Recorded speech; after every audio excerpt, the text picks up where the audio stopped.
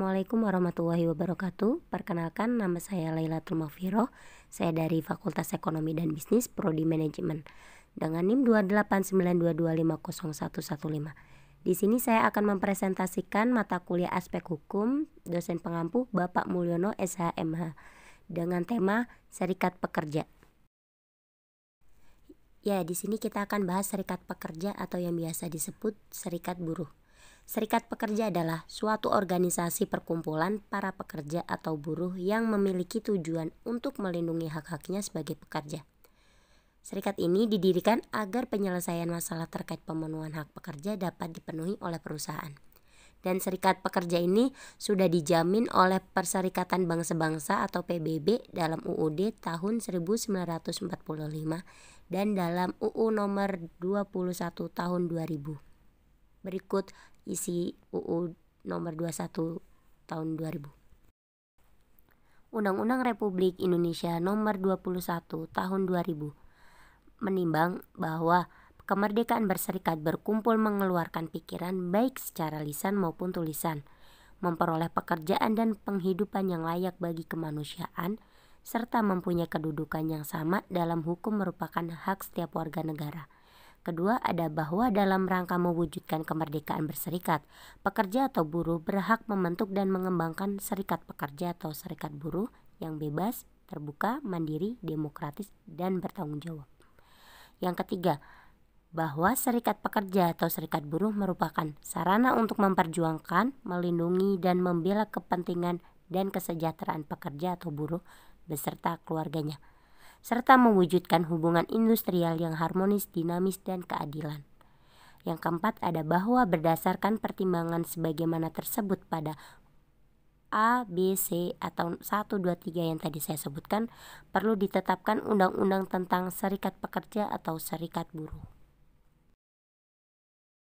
Mengingat 1 Pasal 5 ayat 1, Pasal 20 ayat 2, Pasal 27 dan Pasal 28 Undang-Undang Dasar 1945 sebagaimana telah diubah dengan perubahan pertama pada tahun 1999. Yang kedua, Undang-Undang Nomor 18 Tahun 1956 tentang Persetujuan Konvensi Organisasi Perburuhan Internasional Nomor 98 mengenai berlakunya dasar-dasar daripada hak untuk berorganisasi dan untuk berunding bersama, Lembaran Negara tahun 1956 nomor 42, tambahan Lembaran Negara nomor 1050. Dan yang ketiga, ada Undang-Undang nomor 39 tahun 1999 tentang hak asasi manusia, yaitu Lembaran Negara tahun 1999 nomor 165 dan tambahan Lembaran Negara nomor 3886. Jadi isi inti dari Undang-Undang Republik Indonesia nomor 21 tahun 2000 yaitu suatu organisasi yang dibentuk dari, oleh, dan untuk pekerja itu sifatnya bebas, terbuka, mandiri, demokratis, dan bertanggung jawab dalam membela atau melindungi hak pekerjanya atau keluarganya, termasuk juga meningkatkan kesejahteraannya. Jadi serikat ini tuh bisa dibuat oleh siapa aja, yang penting mereka adalah pekerja, mau level staf operasional, staf OB, bahkan sampai manajer pun bisa, asal si manajer itu mau ya. Dan untuk fungsinya sendiri itu krusial banget. Kenapa? Karena mereka itu, serikat itu memberikan perlindungan, pembelaan hak-hak dan kepentingan para pekerja yang jadi anggotanya. Untuk konteks ini tuh antara hubungan kerja dan hubungan industrial ya. Apa sih pentingnya serikat? Serikat sendiri punya tujuan. Serikat pekerja sendiri mempunyai tujuan, yaitu membela hak-hak pekerja. Kedua, memperbaiki aturan di perusahaan. Ketiga, menyampaikan aspirasi karyawan kepada perusahaan. Jadi apa pentingnya sih kita mengikuti serikat pekerja? Jadi di zaman dunia yang sekarang ini nih, di mana para pekerja yang sangat rentan, ada beberapa hal nih. Di antaranya stres karena kerja nih biasanya, terus jam kerja panjang gak kelar-kelar, upah minimum sampai mau beli makan aja kita tuh harus konversi buat tingkat kekenyangannya gitu. Terus juga seksual harassment di tempat kerja, PHK, demosi, mutasi, dan masih banyak lagi.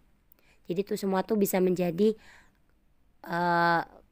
kepentingan serikat gitu. Kita penting berserikat, masuk dalam serikat untuk menghindari hal-hal yang tadi. Misal nih di perusahaan terjadi cuti 5 hari per tahun nih. Selain melanggar UU yang seharusnya 12 hari per tahun, serikat juga bisa menjadi jembatan atau menegosiasikan hal tersebut. Manfaat serikat pekerja itu diantaranya dukungan dari sesama pekerja, saling menguatkan gitu kan, untuk memperjuangkan haknya, menciptakan hubungan komunikasi yang baik dengan perusahaan, pendamping karyawan apabila menerima perlakuan yang tidak adil dari perusahaan, dan menciptakan hubungan yang sehat dengan karyawan. Jadi jangan takut kita untuk bersuara, jangan takut kita untuk berserikat atau berkumpul mengeluarkan pendapat gitu. Gitu aja sih dari saya, cukup sekian dan terima kasih.